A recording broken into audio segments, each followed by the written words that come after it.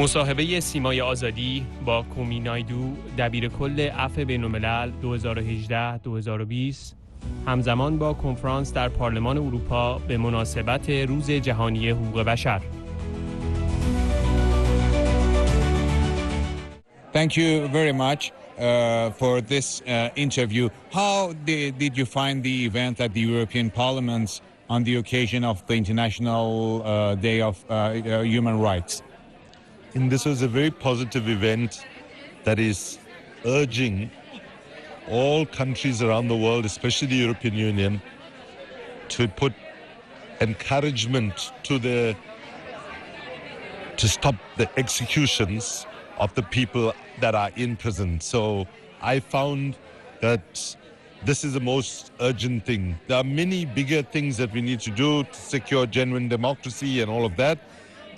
But the first step is stop the killing of human beings that are in prison, and that message was very loud.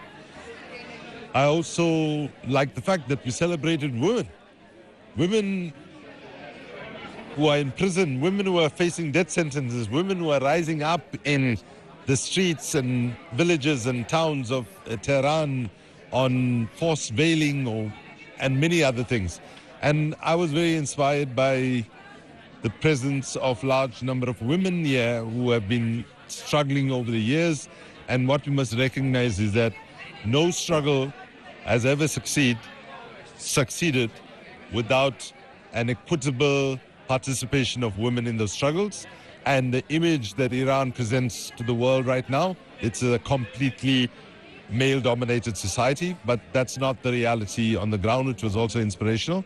The last thing I would say is that the fact that after so many years, something that I wanted to say and I didn't say, which was I wanted to express my solidarity with the people who go through the pain of exile, right? I experienced only 3 years in exile as a young student in the ages of 22 and 25.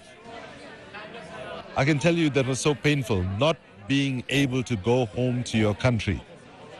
And I hope that events like this bring human rights back to the center of what we do, but also creates a basis for the tens of thousands of Iranian exiles distributed across the world to finally be able to return home.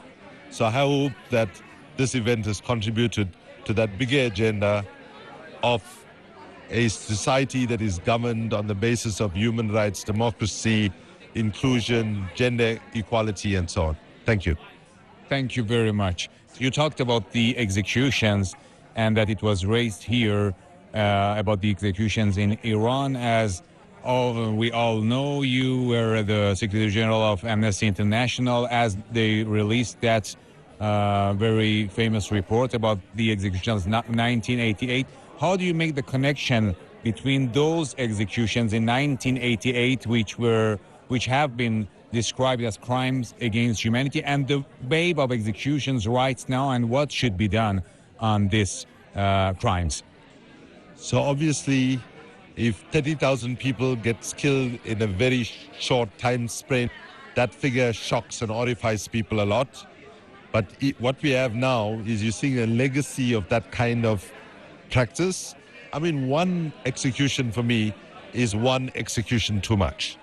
And for that reason, we need to resist this pattern that is rebuilding. And the reason this can happen on this scale, which is already high, by the way, is, I think, connected with the legacy. And of course, a government public media says recently in Farsi that we need another 1988 kind of 30,000. And the interesting thing about that comment is there's no even an attempt to deny the legacy. If government media is saying, let's do this. So the other thing I would say is that it's true, the report was released by Amnesty, I believe, in 2018 or 2019, I can't remember for sure.